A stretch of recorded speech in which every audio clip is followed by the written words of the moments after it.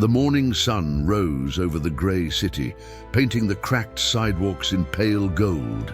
People rushed with coffee cups and phones in hand, too busy to look up. And there he was, sitting by the corner bakery, coat torn, hair matted, eyes lost somewhere far away.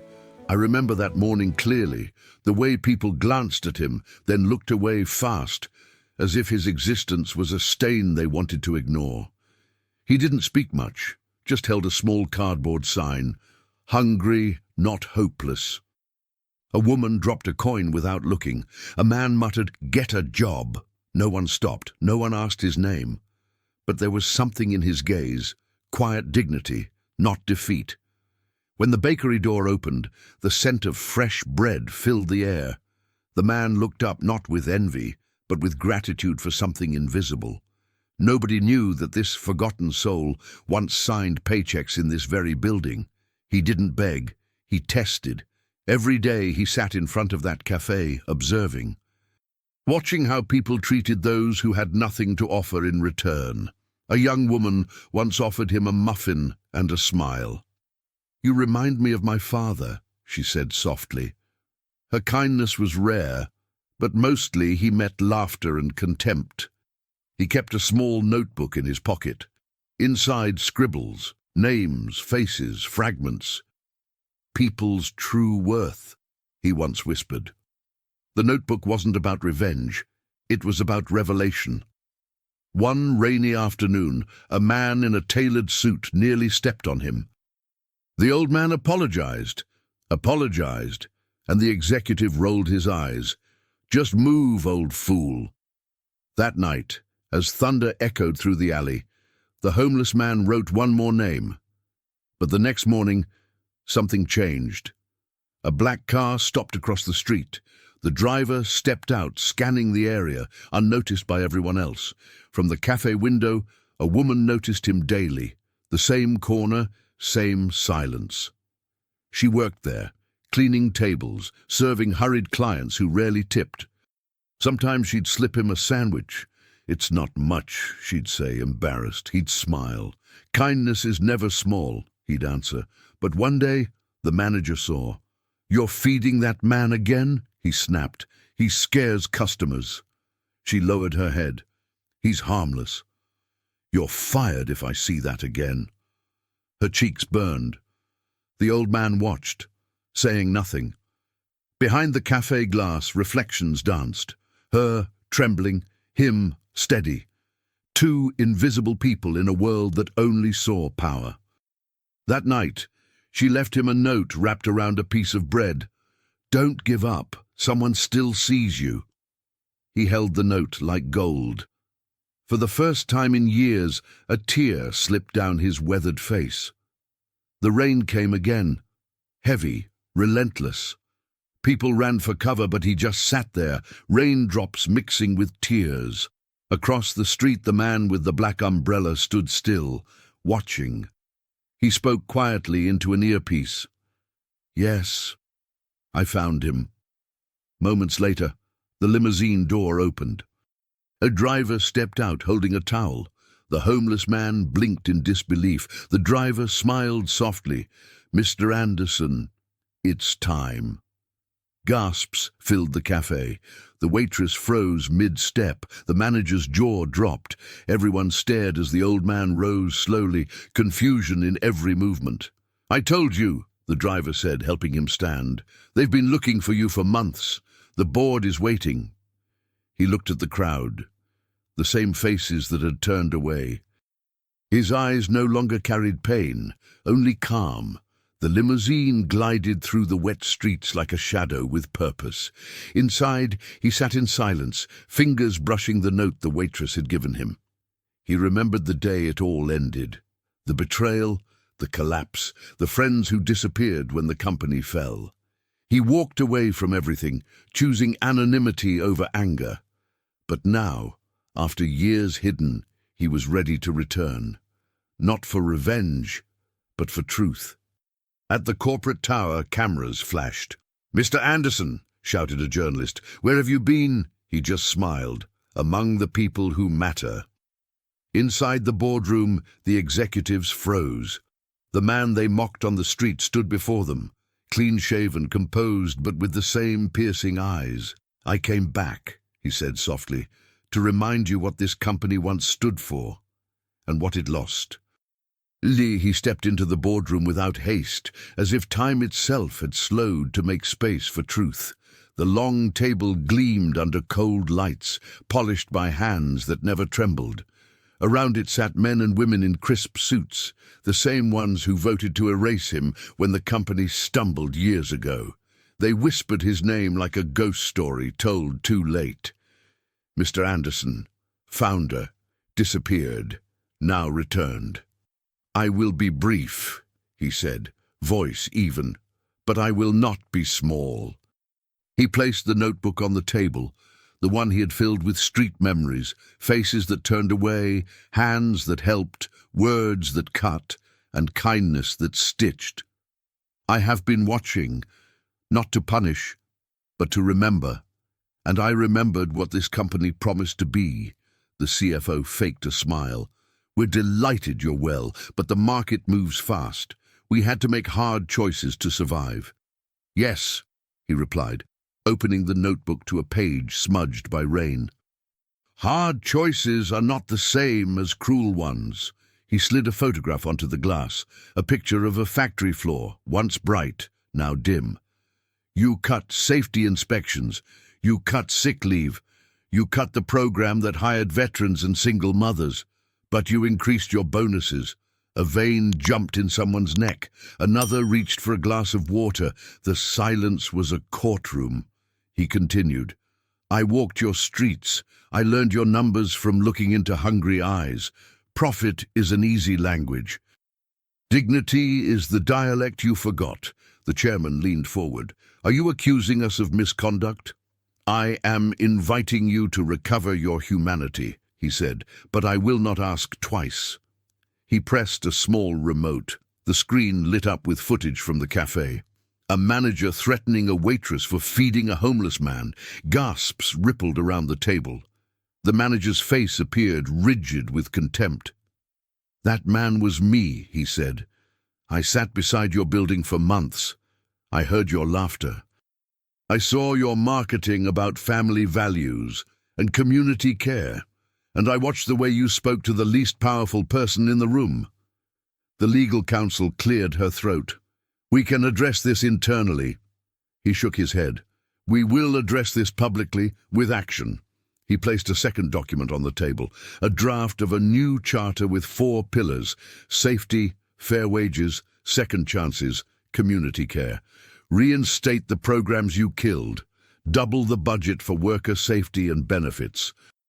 Create a fund for employees in crisis, and reinstate the waitress with a raise. The CFO scoffed.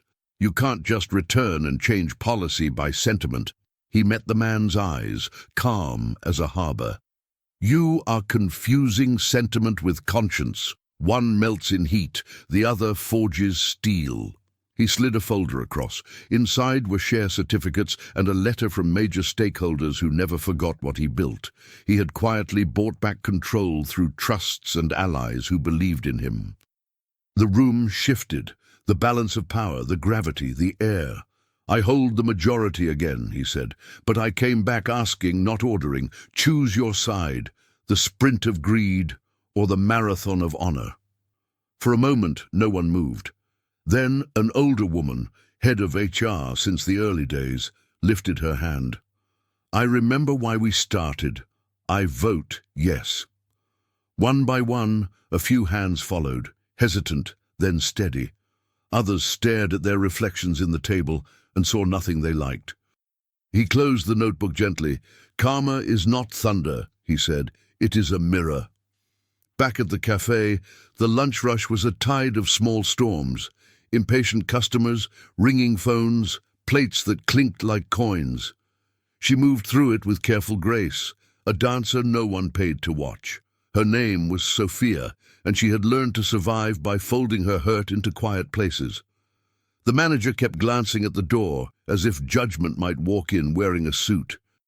When the limousine stopped outside again, Fawkes paused mid-air. The driver entered first, water sliding off his coat. "Is Sophia here?" he asked politely. The manager puffed up. "She's busy. What do you want with her?" Sophia stepped forward, napkin in hand, heart thudding in old, familiar rhythms of fear. The driver smiled. "Mr. Anderson would like to speak with you." The café blurred into a hush. She followed him to the sidewalk, rain beading like pearls on the asphalt. The limousine door opened, and the same man she had fed sat inside, clean and gentle-eyed. He held a small paper in his hand, the note she had wrapped around bread. "Thank you," he said, voice warm like morning light. "You reminded me who I am." Her eyes filled. "I only did what anyone should." He tilted his head. "Then why were you threatened for it?"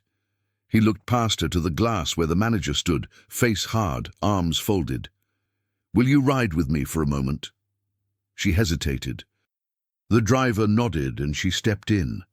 It smelled like leather and rain and some old memory of safety. Mr. Anderson handed her an envelope. "Open it later," he said. "First, would you come with me somewhere?" They drove 10 minutes to a small shelter she knew well, the place that once kept her and her younger brother from sleeping on the street. He greeted the director by name. "We're expanding," he said. "A kitchen, classes, childcare. I'd like you to manage the community meals program.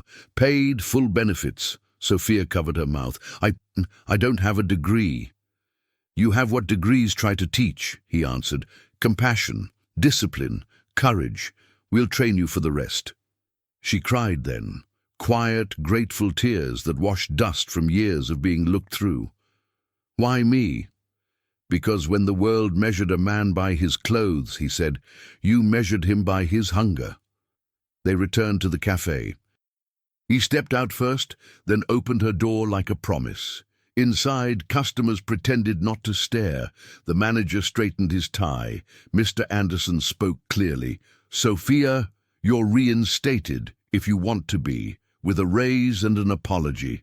The manager scoffed. "You can't come in here and—" "Actually," he said mildly, holding up his phone, "I can. I own the building. The lease renews next month. You will treat human beings like human beings, or you will leave." Something crumpled in the manager's posture. Pride is a costume that tears easily. He looked at Sophia. I'm sorry." The words grated like stones, but they fell. Sophia's hand shook. "I'll accept," she said, "on one condition."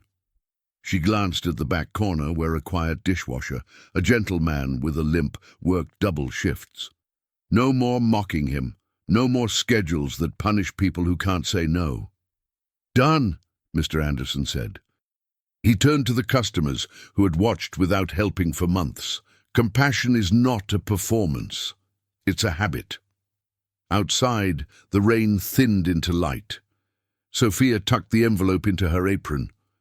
Later, in the quiet of a bus seat, she would open it and find a letter of thanks, a work contract, and a photograph of a bakery from long ago. The first place Mr. Anderson ever worked, where a stranger once bought him bread without asking questions. On the back, in graceful handwriting, 4 words: "Pass it forward, always." Before the streets, before the notebook, there was a night so sharp it cut the future open. He had stayed late in his office, a modest room with a plant he often forgot to water and a wall of pictures.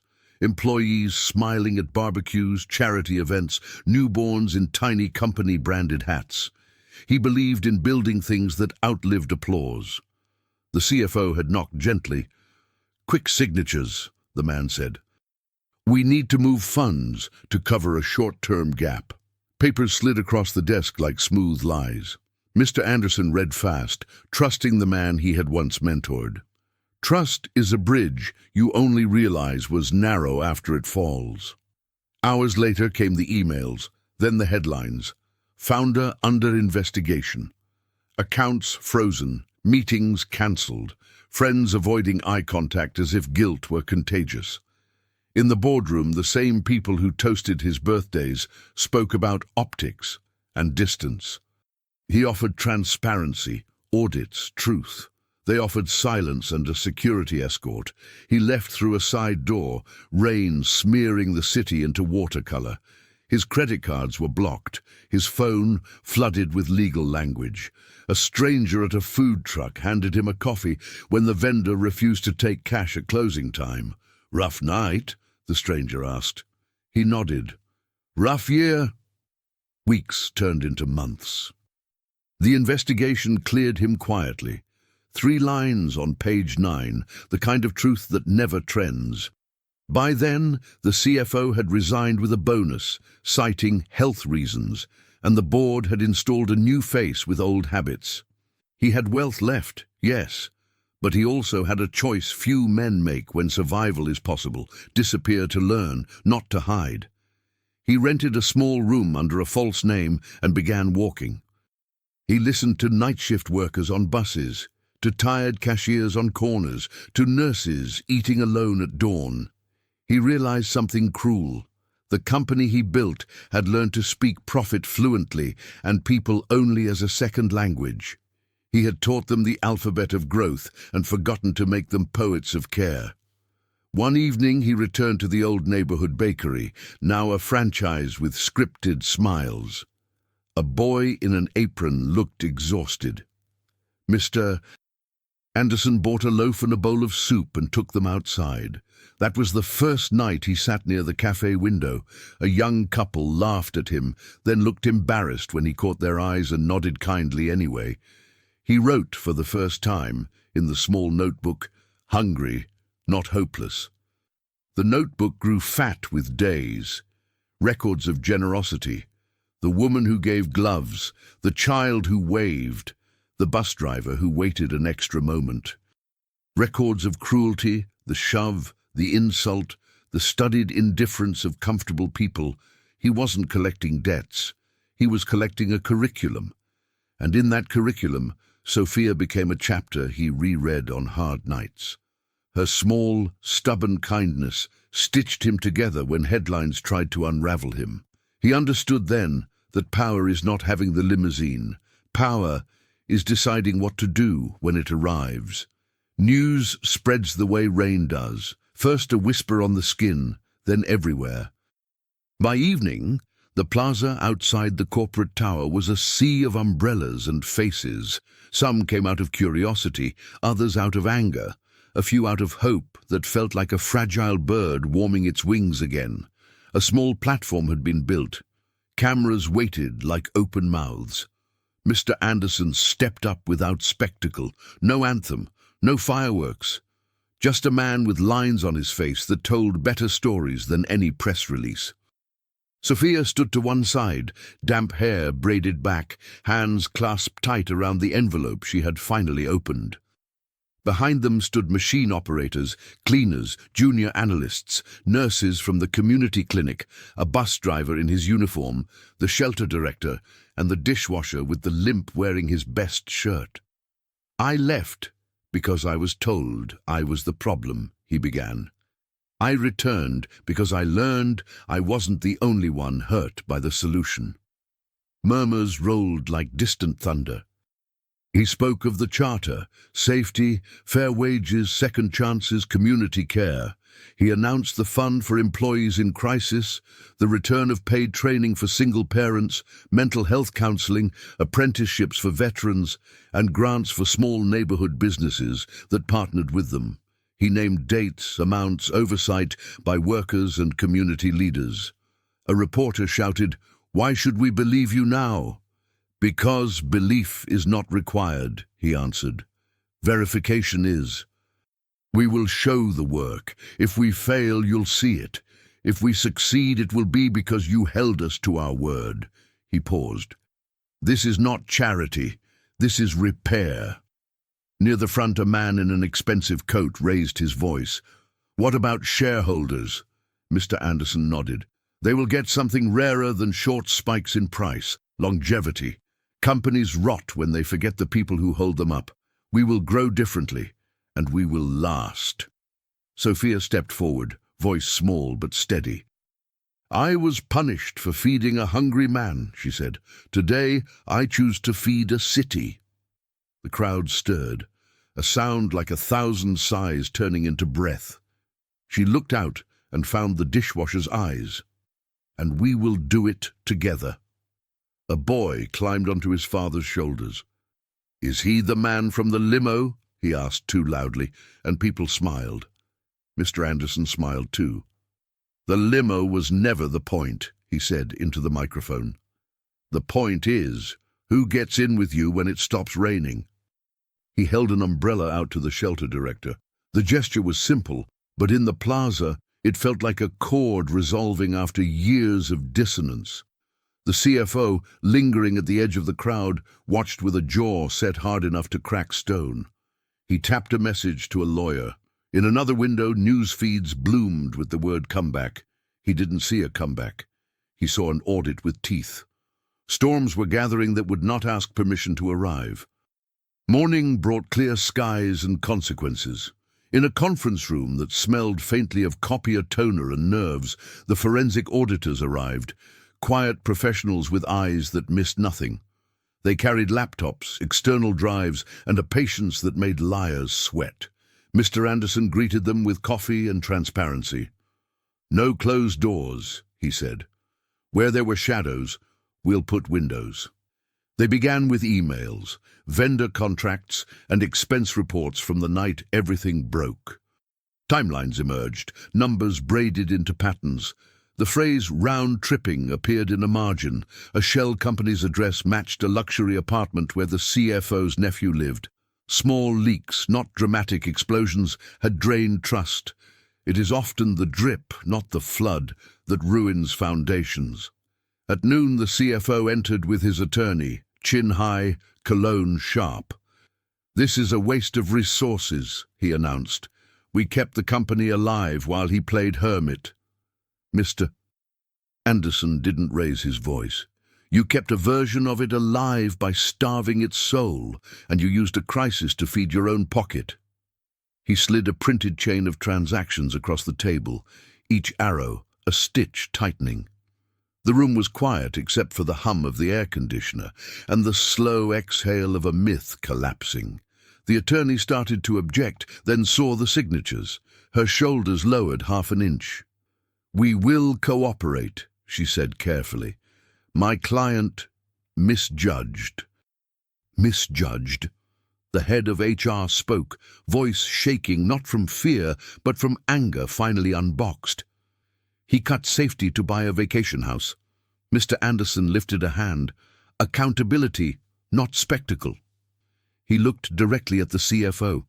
"You will return the bonuses linked to these transactions. You will make a public apology to the workers whose lives you risked. You will volunteer for 1 year at the clinic we fund, and you will resign." The CFO sneered. "You can't force me to serve soup to crying people." "You're right," Mr. Anderson said. "I can only ask. The law will handle the rest." He gestured to an officer from the Financial Crimes Unit waiting in the hall, unarmed, respectful, present. The attorney's eyes closed for a moment, like someone who finally admitted a storm was a storm.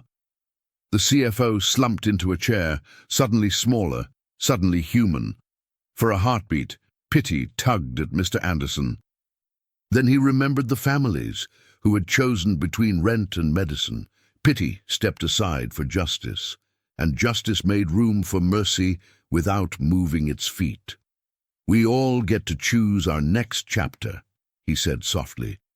"I hope yours begins here, with truth."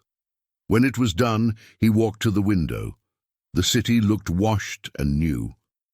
Sophia texted a photo from the shelter's kitchen, volunteers laughing around a long table, the dishwasher with the limp teaching a boy to slice bread safely, the shelter director drawing a schedule on a whiteboard. It was ordinary and it was holy. He typed back, "I'll be there by 6, keep a seat for me." He closed his eyes and let the quiet fill him. The limousine had been loud. This felt like arrival.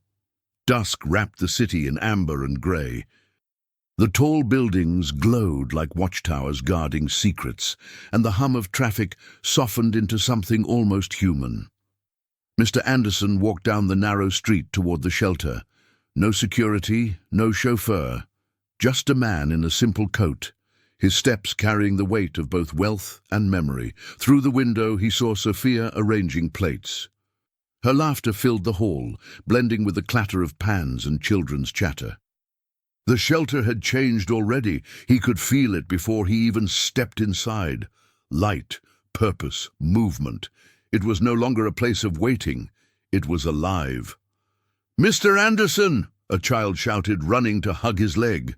He bent down, smiling. "Just call me William," he said softly, handing the boy a warm roll from the basket he carried. The boy grinned and ran off to show it to his mother. Inside, the air smelled of stew and cinnamon. On the far wall, a chalkboard read, "Tonight's lesson, dignity begins with a meal." Sophia looked up when he entered, brushing flour from her hands. "You came," she said, surprised. "I promised," he replied, "and promises are expensive only when broken." They served side by side, dishing food for lines of faces, tired but grateful. When the line ended, Sophia sat across from him with 2 plates of leftovers. "I used to eat here," she confessed quietly. "My brother and I. He was 12 then. We'd pretend the noise of the city was music so we didn't feel poor." He listened, not out of pity but recognition. "And where is he now?" "College, scholarship, engineering. He says someday he'll build houses that can't be taken away." Mr. Anderson smiled faintly. "Then he already understands more about architecture than half the world's builders." She studied him for a moment. "Do you ever regret leaving? Disappearing?" His gaze drifted toward the window. "At first, yes. I thought I lost everything. But out there, I learned the cost of blindness. You can't fix what you don't see, so I chose to look until it hurt." Sophia nodded, her voice a whisper. "You looked long enough to come back different." They sat in silence, the kind that doesn't need rescue. When he finally stood, she handed him a folded paper. "It's the new weekly menu," she said, smiling shyly. "But on the back, I wrote something." Later that night, in the quiet of his apartment, he unfolded the paper. On the back, written in careful script, were 12 words. "You gave us food. We'll give you back faith. Don't disappear again." He closed his eyes, the city lights reflecting like constellations in a new universe forming around him. The next morning arrived without ceremony, no headlines, no applause. He brewed coffee and sat by the window overlooking the river that split the city like a scar. His desk was covered with letters, hundreds of them, some handwritten, others typed, some from employees thanking him, others from strangers who had read about the story and wanted to believe that change was still possible. One envelope, however, was different. No return address, just his name, written with deliberate strokes. He opened it and froze.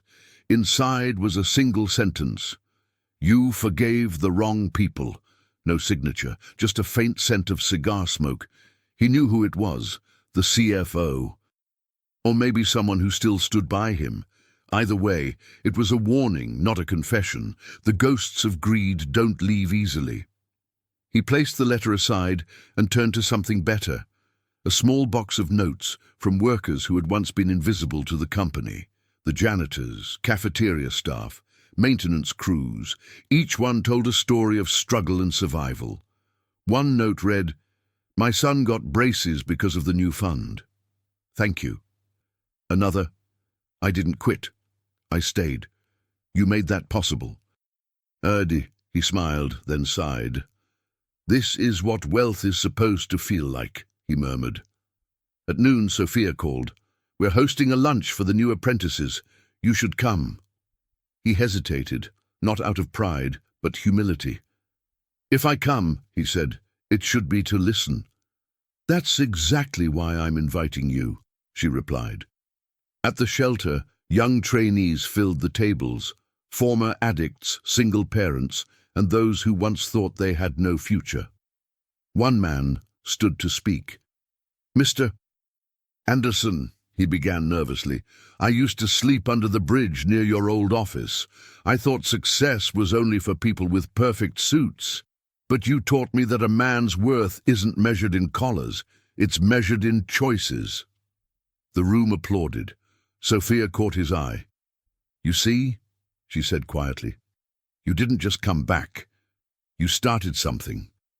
That night, he walked home alone, his coat collar turned up against the wind.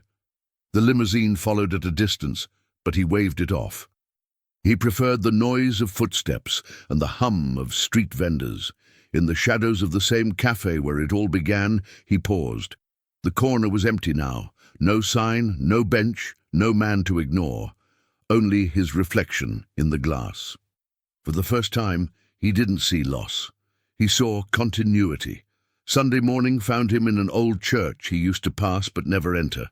The wooden doors groaned as he pushed them open. Inside, sunlight streamed through stained glass, scattering colors like forgiveness on the worn floorboards. Only a few people sat in silence. A mother with a child, an old couple holding hands, a man in a construction jacket asleep at the back. Mr. Anderson sat in the last pew. He didn't kneel or pray aloud. He just listened. To the air, the creak of the benches, the small cough of an old man 2 rows ahead. The pastor spoke softly.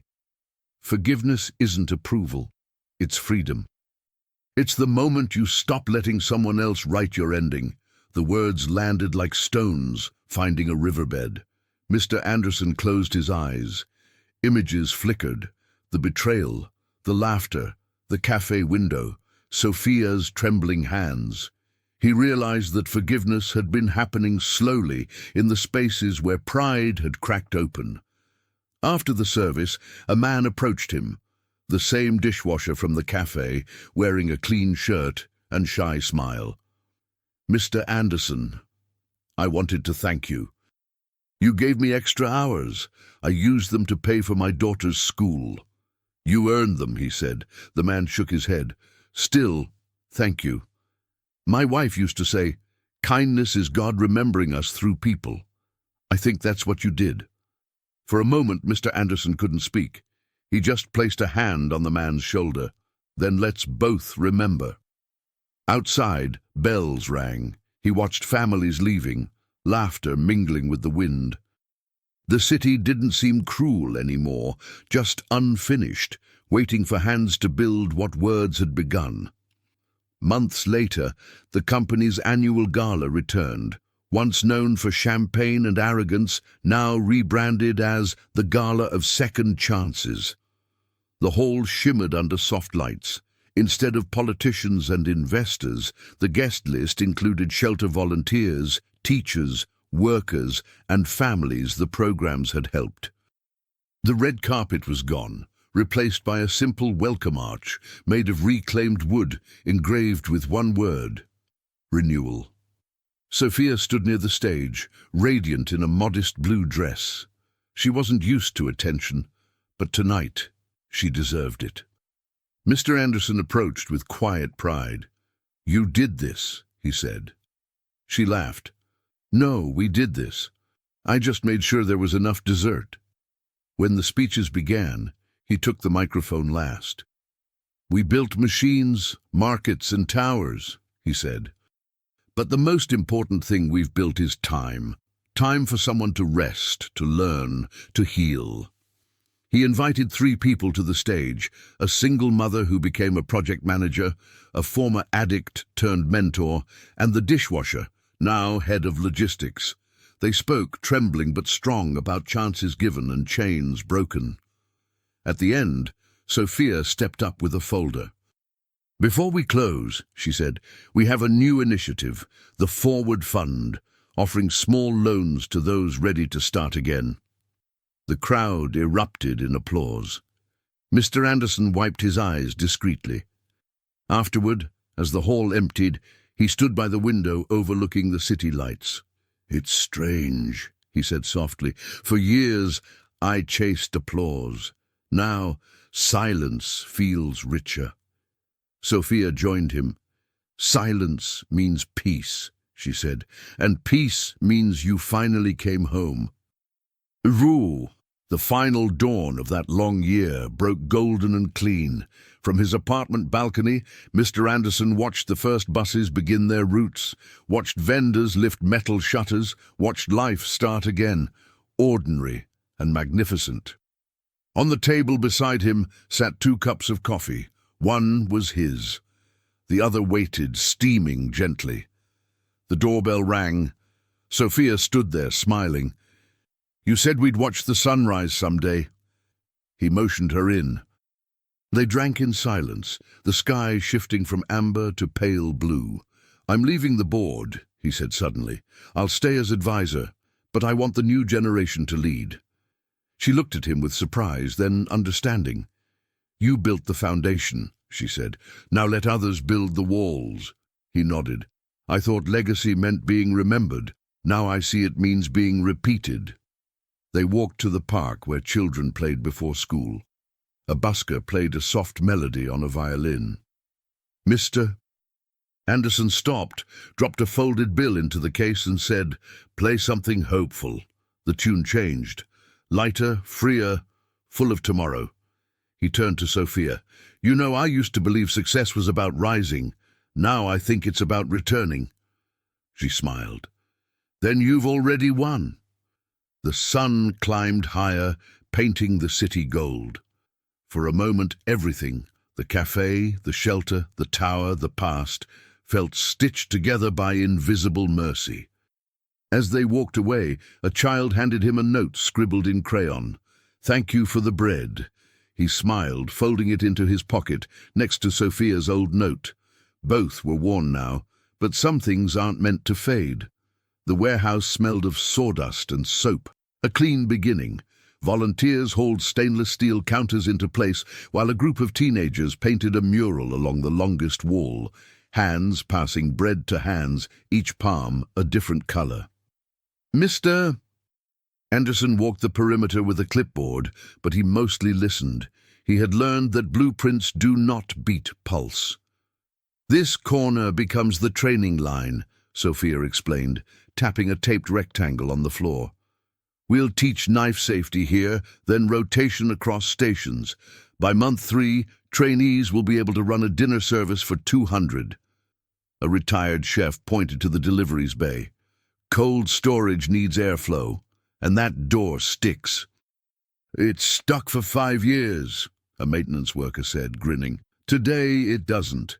He planed the edge, smooth as a promise, and the door swung wide. Applause broke out, not for a ribbon cutting, but for a hinge that finally told the truth. Parents arrived with young children, curious and shy.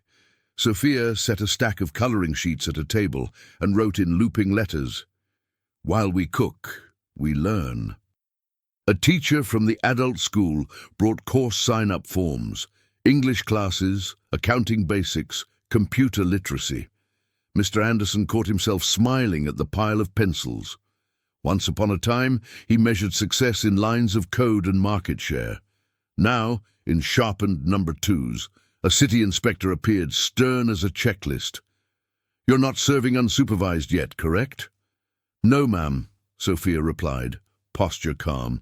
"Today is orientation." She presented the permits, each page signed, initialed, and dated. The inspector softened by a degree. "You did your homework," she said. "Call me if anyone gives you trouble about the alley access. We've had complaints from the boutique next door."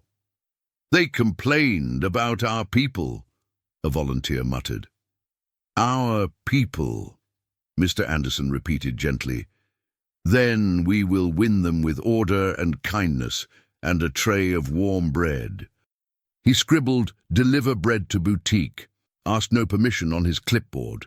At noon, the first training session began. A former line cook with forearms like carved wood demonstrated how to hold a knife without fear. "Your knuckles are your guide, not your victims," he joked, and laughter rippled across the room. A young woman practiced until her slices were even. "For my son's lunch," she said, laying the tomato coins like jewels. Mid-afternoon, a small crisis. The oven tripped the breaker. Lights blinked, the mural went dim. Mr. Anderson knelt at the panel with a retired electrician. "Overloaded leg," the man mumbled. "Old building." "New story," Mr. Anderson answered. They rerouted loads, installed a temporary brace, marked the upgrade on a whiteboard titled "Things That Will Not Stay Broken." By sunset, the mural was finished. The last hand on the wall was tiny, the outline of a child's palm pressed in yellow paint. The room smelled like yeast and possibility. Sophia flicked off the work lights, leaving only the string bulbs overhead. They glowed warm, like a constellation that had finally learned its own name. Mr. Anderson looked around at the counters, the chopping boards, the people who would soon call this place a stepping stone rather than a shelter. "Tomorrow we feed 200, he said. "Next month, 200, feed 200. Sophia slid a timer onto the shelf. "And when they do," she said, "no one will clap. They'll eat, learn, and leave full enough to help someone else. That's the applause I like." He nodded. "Then cue the quiet." He found the old friend in a small bookstore that smelled of paper and rain. Daniel had been his co-founder once, the first believer, the one who coded through nights with coffee that tasted like courage. They hadn't spoken since the break, the boardroom vote, the lawyers, the sudden hush after years of laughter. Daniel looked older, yes, but his eyes held the same sharp kindness.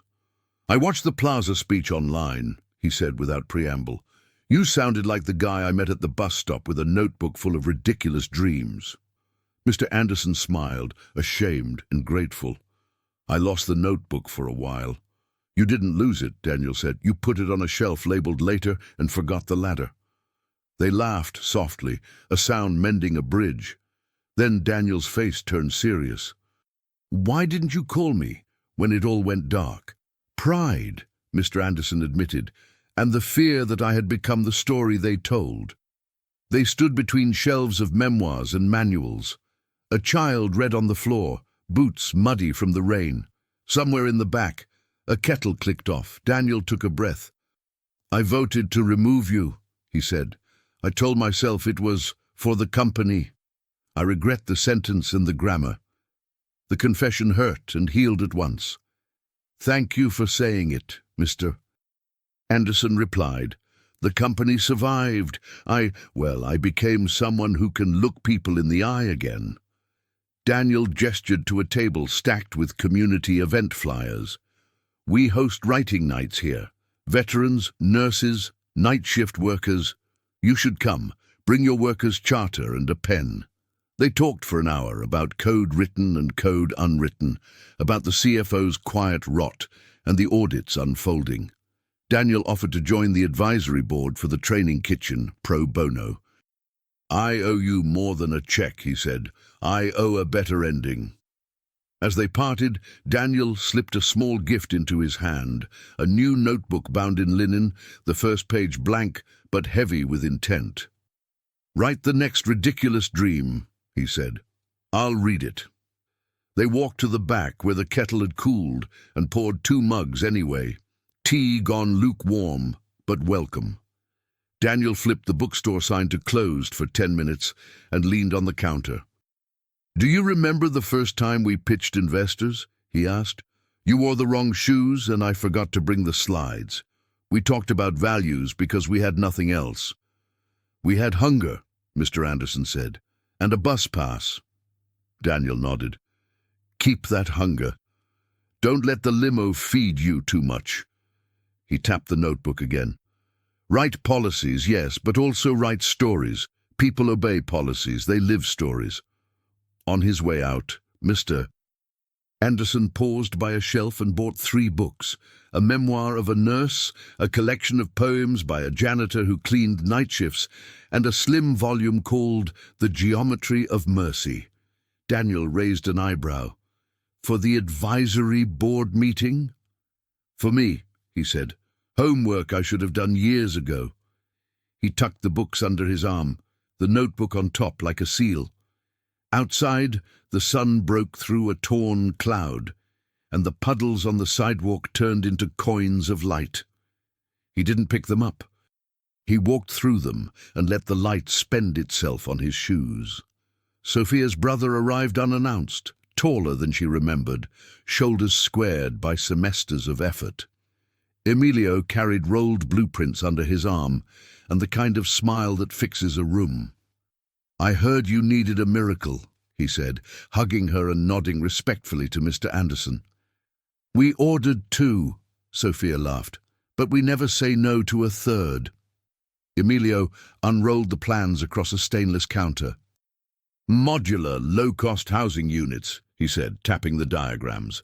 "Built from reclaimed materials, assembled in days, earthquake stabilized, kitchens vent properly, windows positioned for cross-breeze, and, this is the part I'm proud of, roofs angled for rainwater capture." Mr. Anderson traced a line with his finger. "Where?" "Here first," Emilio said, pointing to the lot behind the shelter. "Then lots the city deems unusable because they don't photograph well from the mayor's helicopter." Sophia smothered a grin. "He means we build where people actually live." "We partner with the trade schools," Emilio continued. "Students earn credits, residents earn rent reductions by helping with installations. In 6 months, we can have 50 units. In a year, 200. Maintenance becomes jobs. Pride becomes policy." "Budget?" Mr. Anderson asked. Emilio didn't flinch.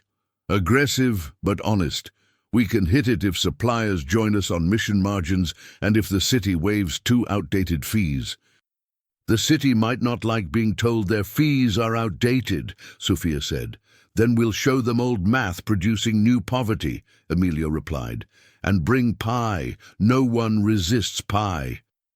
They toured the lot at sunset, weeds brushing their jeans. Emilio crouched to measure a grade. "We'll need drainage here. And listen." He closed his eyes. Distant traffic, a train horn, a child laughing 2 blocks away. "You don't design against a neighborhood," he said. "You tune to it." Back inside, Mr. Anderson called the shelter director, 2 council aides, and the dean of the trade school. Within an hour, the kitchen became a planning room, blueprint edges held down by mixing bowls. Sophia brewed coffee strong enough to negotiate. When the meeting ended, the director hugged Emilio. "Your sister kept this place breathing," she said. "You just offered it lungs." Emilio looked at Sophia, eyes shining. "We build things that can't be taken," he whispered, repeating his childhood vow.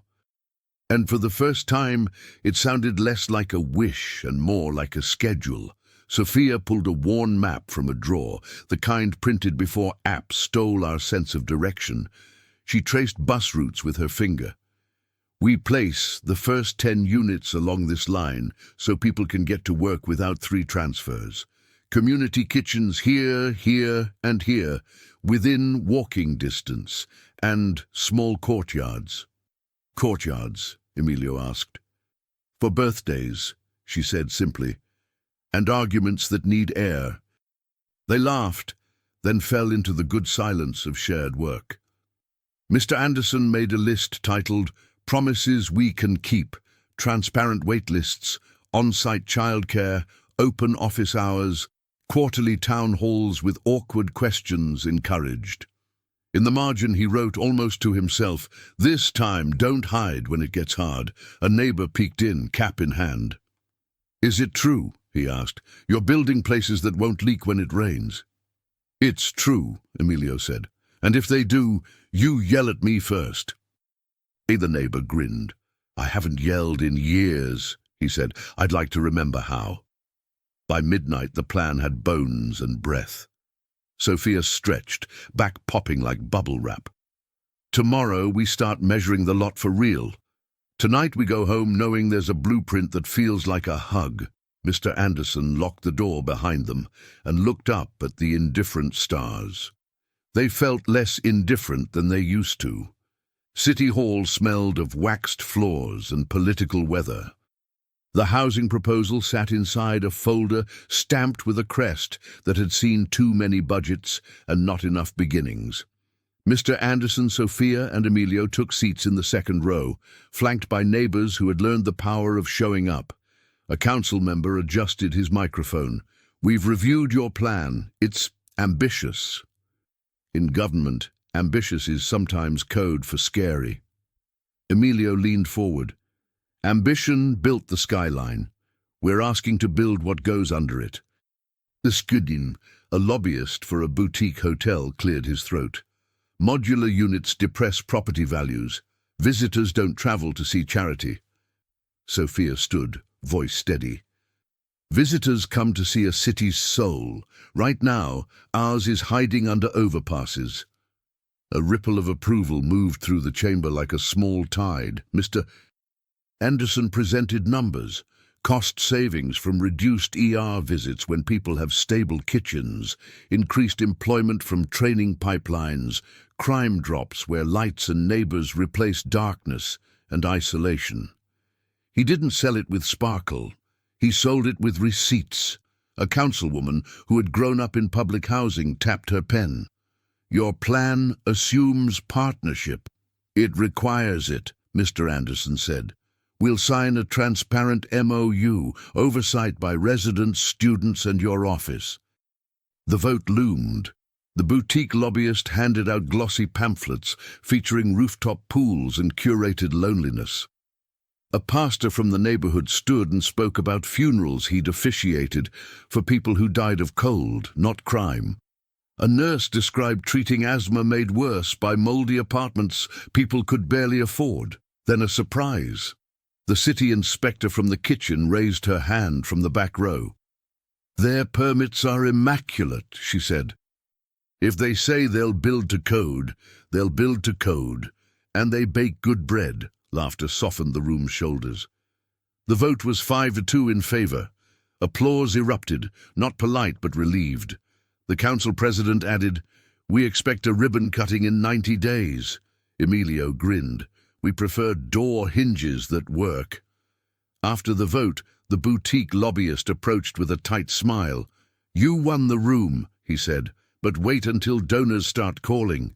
We'll answer, Mr. Anderson replied. With invitations to visit the sites. Emilio checked his watch. We're late for class, he said, already jogging toward the steps.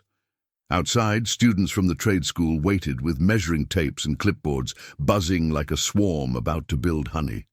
A girl with purple hair asked Sophia, Will there be space for gardens? Herbs on windowsills, Sophia said, tomatoes where the sun likes to linger, and a lemon tree if the land forgives us. The girl nodded solemnly, as if sworn into a gentle army.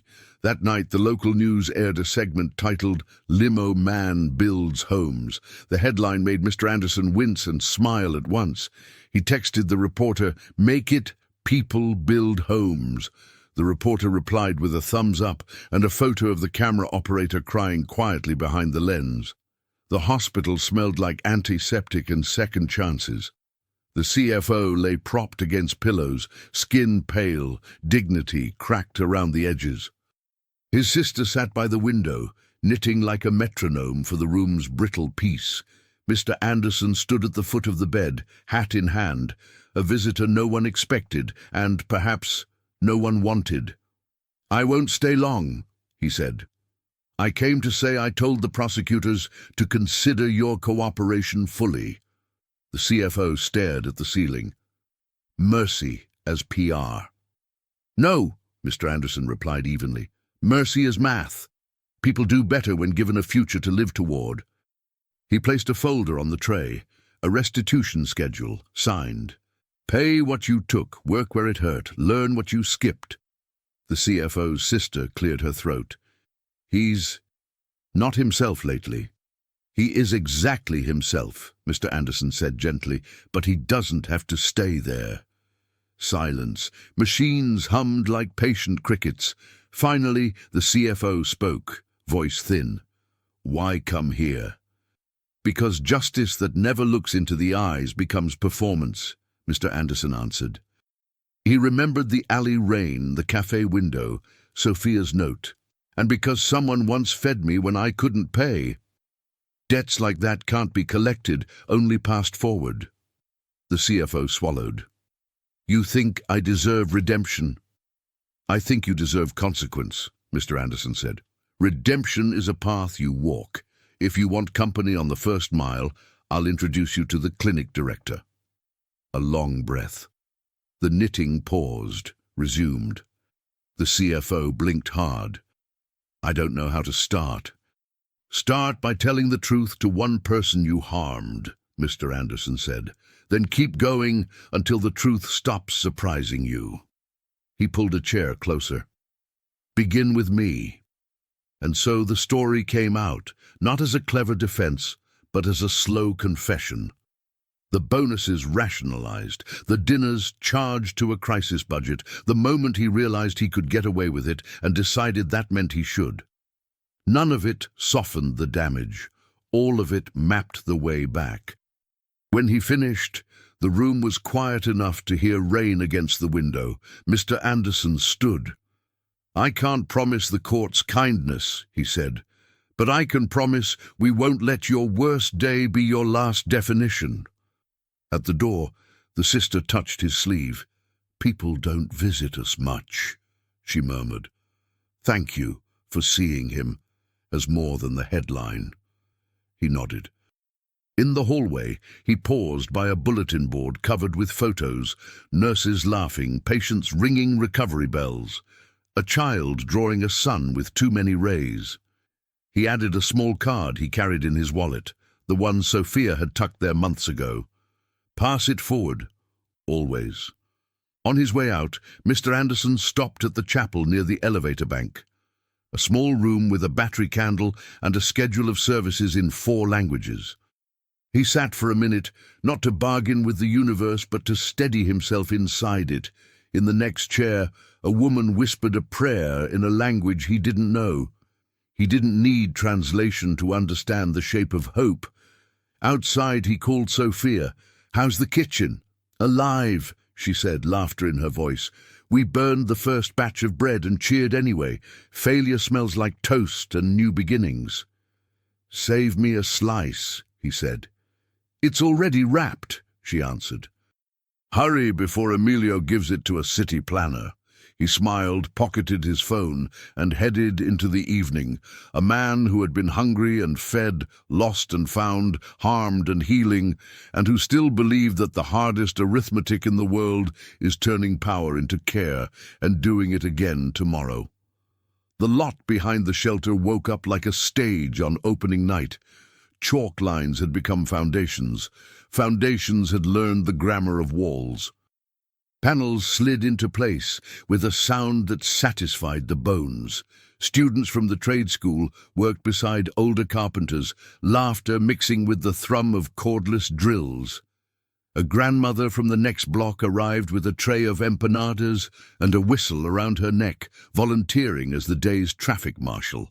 You boys hydrate, she ordered, and no one listened in the way that means they absolutely did. Emilio walked the site with a level and a grin that nearly qualified as weather. Unit A, he called, tapping the frame, is for Mrs. Ortiz and her grandson. 2 rooms, a kitchen that breathes, windows that face morning. He moved to the next. Unit B is accessible. 0 threshold entry, grab bars placed where dignity needs a hand. He had designed small porches because he believed in conversations that happen accidentally. Mr. Anderson arrived carrying a box of hinges. He had insisted on installing at least 1 in every unit. Ribbons are for cameras, he said. Hinges are for people. He knelt with a young apprentice whose fingers shook more than the screws. Let the drill rest in your palm, he coached. You're guiding, not wrestling. The hinge clicked home, a note of metal finally agreeing with wood. Sophia organized a long table under a temporary canopy labeled check-in, questions, coffee. Residents came in waves, nervous, hopeful, incredulous. She explained the maintenance schedule, the rent scale, the quiet hours that protected sleep, the loud hours that protected celebration. We don't punish laughter, she said. We schedule it. Kids chalked hopscotch between stacks of insulation. Someone hung wind chimes from a scaffold, and the breeze wrote a small song. In the afternoon, the city inspector appeared again, clipboard at the ready, reputation for frowns preceding her like a herald. She tested smoke alarms, checked sealant lines, measured railing heights, and nodded more than once. "Who set the water pressure?" she asked, impressed. A student with purple hair raised her hand. "I like showers that don't guess," the girl said. Approval almost smiled on the inspector's face. Near dusk, the first keys were placed on a small, unremarkable plate. No velvet, no podium. Mrs. Ortiz held them as if they might float away. Her grandson squeezed her arm.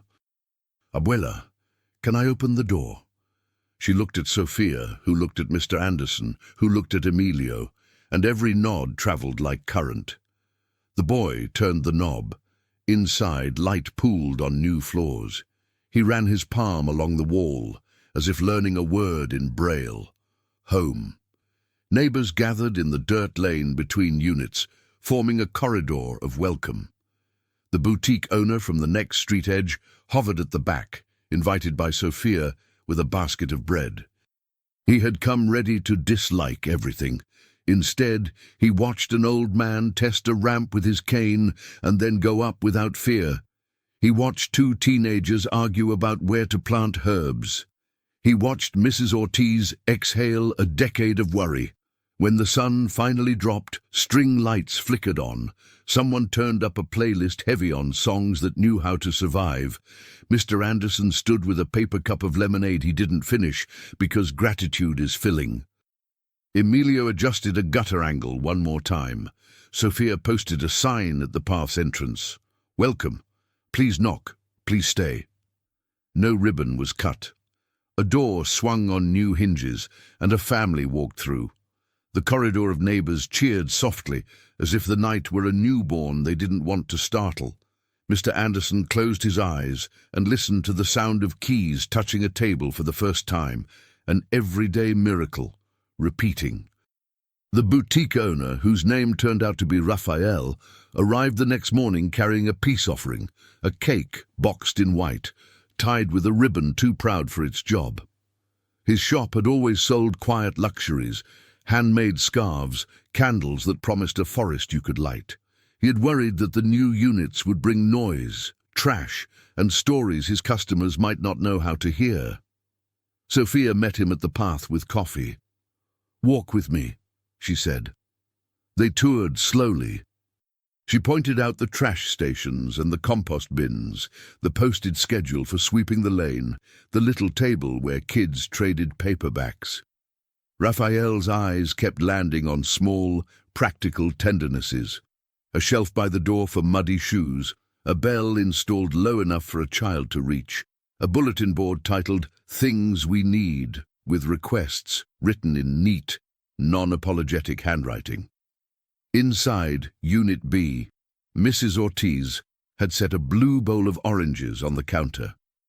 The light found it with relief, as if it had been looking for that blue all morning. Raphael cleared his throat. "I brought a cake," he said, suddenly unsure, "for whoever would like cake." "Everyone would like cake," Mrs. Ortiz declared. Raphael laughed, really laughed, for the first time since the council vote. He helped slice, and when a crumb fell, he caught it with the kind of reflex that suggests a mother once taught him to treat food like a promise. In the doorway, Mr. Anderson tightened a doorknob with a screwdriver he seemed to carry the way some men carry pens. After cake, Raphael asked to see the community kitchen. He ran his fingers along the edge of a counter, admired the mural of hands passing bread. "I was wrong," he said, the words tasting like both surrender and relief. "Your people are meticulous." "Our people," Sophia corrected gently. "You live 3 doors away." He nodded, then surprised himself. "My father used to fix radios for neighbors on Sundays," he said. "He'd charge in stories. If the stories were good, he'd call it even." He looked at the units through the window. "Maybe I could host a repair night. Lamps, toasters, small miracles." "Put it on the board," Sophia said, handing him a marker. He wrote carefully, "Repairs by Raphael, Wednesday evenings. Payment in stories and tea." Before he left, Raphael stood at his own shop window across the lane. The reflection showed a man who had defended silence because he feared messy music. In the glass, he could see Mrs. Ortiz arranging the blue bowl and a boy taping a drawing of a lemon tree to a wall. Customers entered his boutique and glanced out the window at the string lights in the tidy lane and the hand-lettered sign that said, "Please knock. Please stay." One woman purchased a scarf and asked, "What's happening there? It feels kind." "It is," Raphael said, surprising himself again. "Would you like to donate yarn for the courtyard blankets?" She nodded. He put aside 3 skeins, rang up a candle, and wrote a note to deliver bread on Fridays. Outside, Sophia waved. He waved back, an ambassador from a country he had just decided to join. That night, he set a small table in front of the boutique with a vase of rosemary and a sign, "Tea at 5. Bring your day." People came, reluctant at first, then grateful. Stories were repaired between sips. When the lights came on, the windows didn't separate neighbors. They framed them. The storm announced itself like a rehearsal that forgot to stop. Clouds stacked like heavy books. Wind practiced in doorways. By dusk, rain arrived in sheets that wrote their own language across the lane. Old fears woke in old bones, leaks, floods, the particular humiliation of waking to wet blankets. Emilio paced with a flashlight and a level, checking seams like a doctor who makes house calls. In Unit A, Mrs. Ortiz pressed her palm to the window and felt only glass, not water. Her grandson wore rain boots indoors, just in case. "We're fine," she said, testing the sentence, liking the way it held. Across the lane, a young couple sealed a draft with weather stripping they'd learned to install that afternoon. "Remember," Emilio had said, "maintenance is not a lecture, it's a duet." At the community kitchen, Sophia organized what she called a kindness drill. Volunteers assembled thermoses, towels, and spare blankets.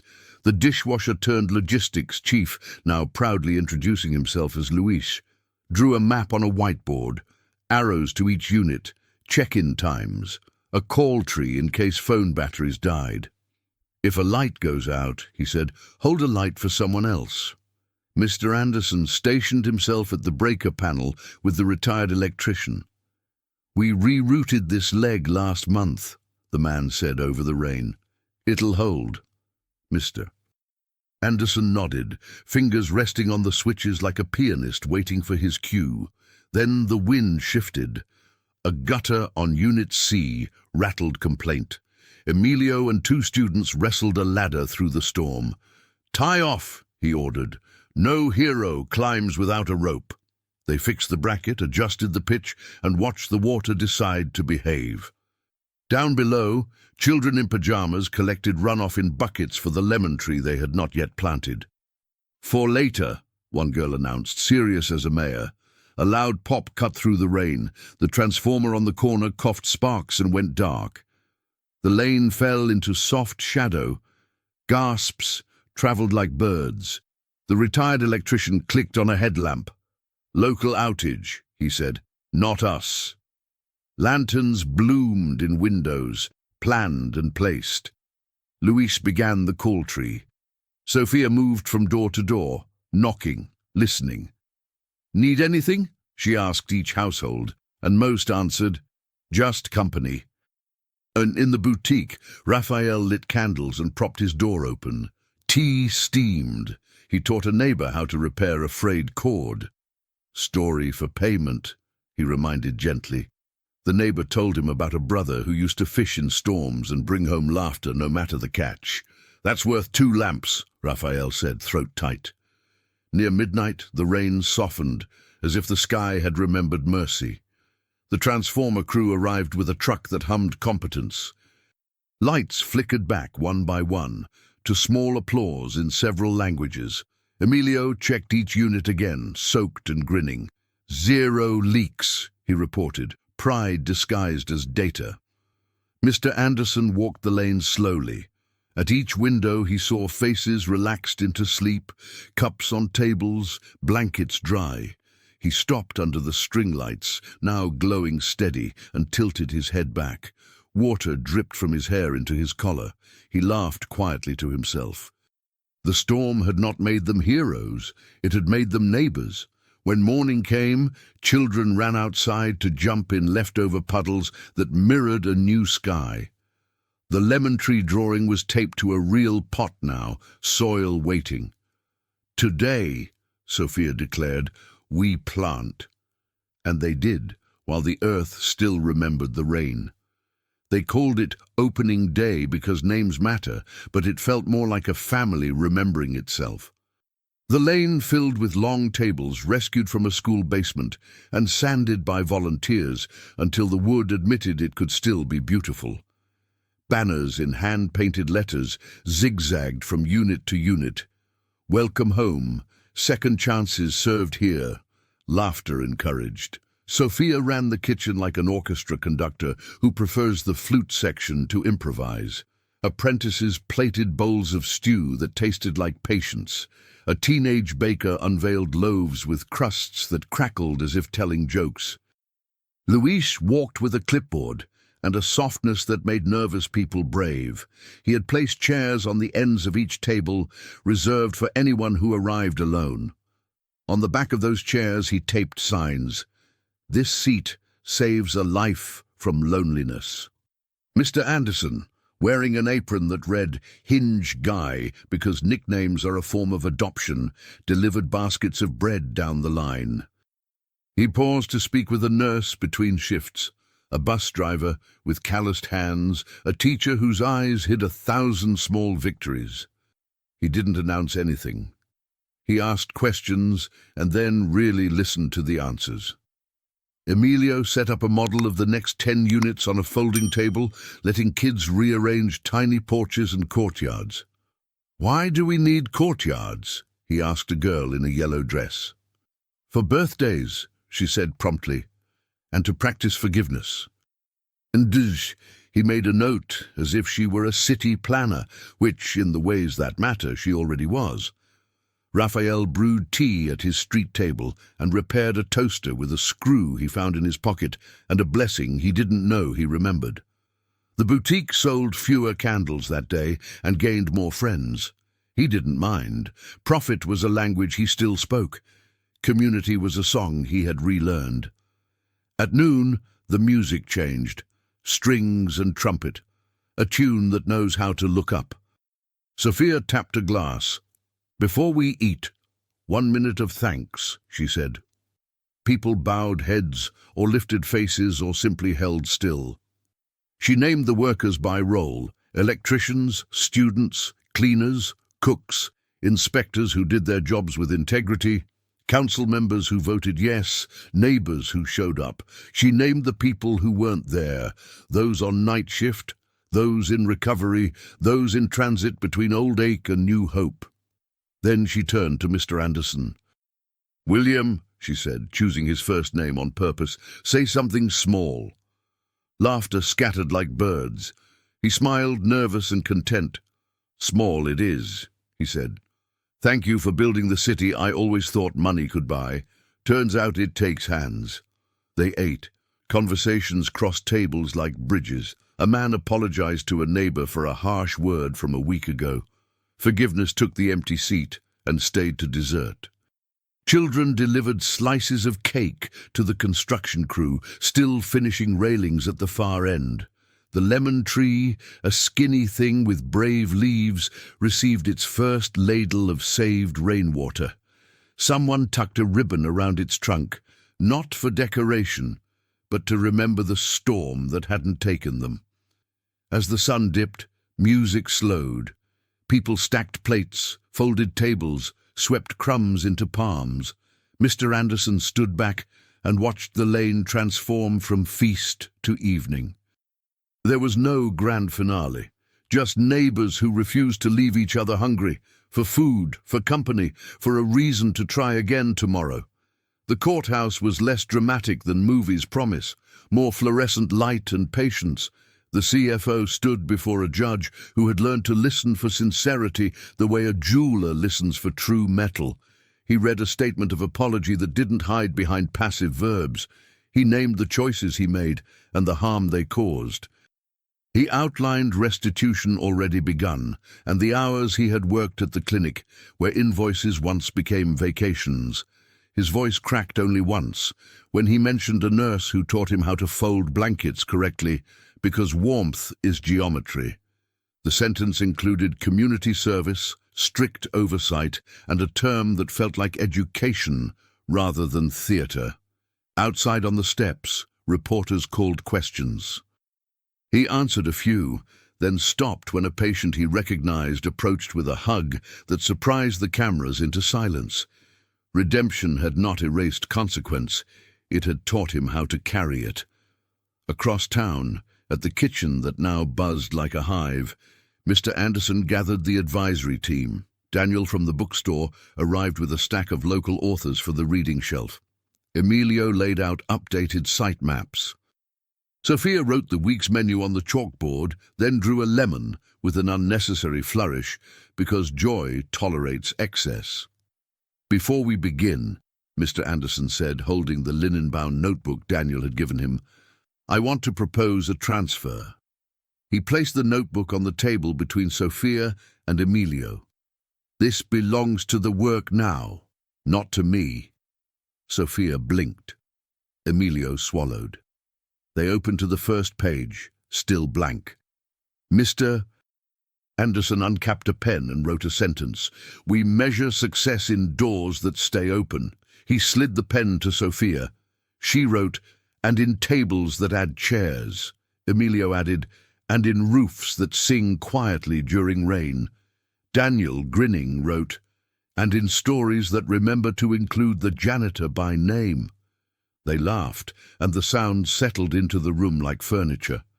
Mr. Anderson cleared his throat. "I'm stepping down from the board as planned," he said.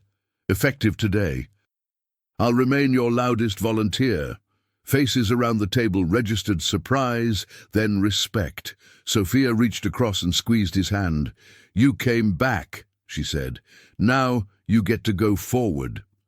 They spent the next hour on budgets, permits, training rosters, and the mundane heroics of a calendar that refuses to leave people behind. When the meeting ended, Mr. Anderson lingered under the mural of hands passing bread.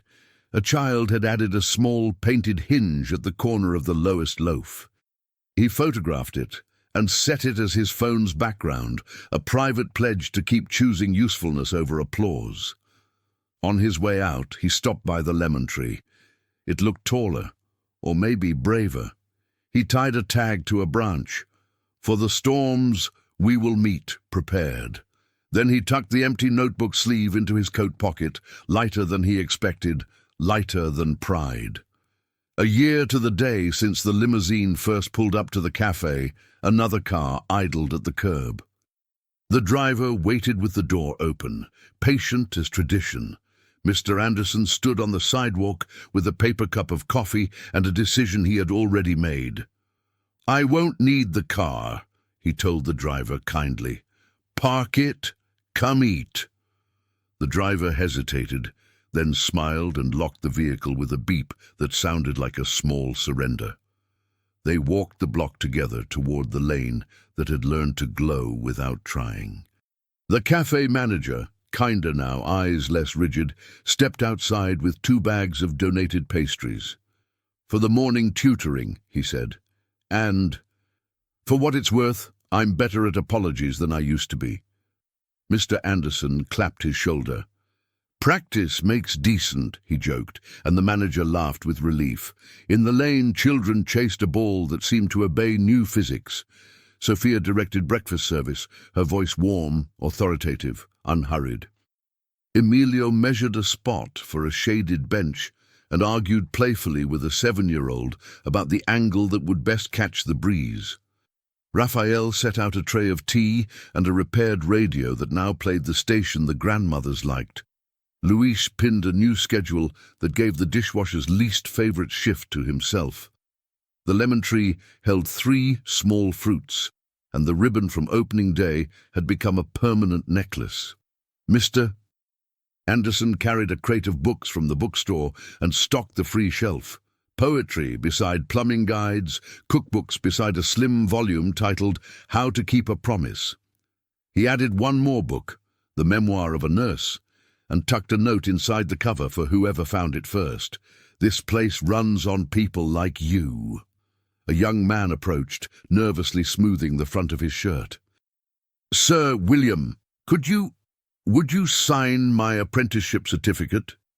He handed over a document dense with stamps and hours. Mr. Anderson signed and drew a tiny hinge next to his name. The apprentice laughed. I'm applying to the city's facilities team, he said. I want to make public buildings behave. Make them kind, Mr. Anderson replied, and make the doors honest. Toward noon, he walked to the spot outside the café, where he once sat invisible with a cardboard sign. He stood for a moment, hand on the brick, listening to a silence that no longer hurt. In the window's reflection, he saw not a founder or a ghost, but a neighbor carrying 2 loaves toward a table that seemed to grow whenever someone arrived late. Sophia joined him with a plate. Taste, she said. The bread was still warm. He closed his eyes, and the city arranged itself into an answer. When he opened them, he noticed a small plaque someone had installed on the bench. Hungry, not hopeless. Below it, smaller, Welcome to the lane. Do you miss it? Sophia asked, nodding toward the parked limousine. He looked at the car, then at the lane, then at the lemon tree. Not for a second, he said. I prefer places that move because people do. A child ran up with a crayon drawing of hinges holding a sky to a row of roofs. For you, she announced. He tucked it into his coat next to the photograph of the painted hinge on the mural. 2 hinges, 2 vows. The driver waved from a folding chair where he was losing a chess game to a grandmother who took no prisoners. Mr. Anderson laughed, raised his cup in salute, and stepped into the shade of the courtyard that had turned strangers into a habit. The last limousine waited a little longer, then blinked its patient lights at nobody and went to sleep.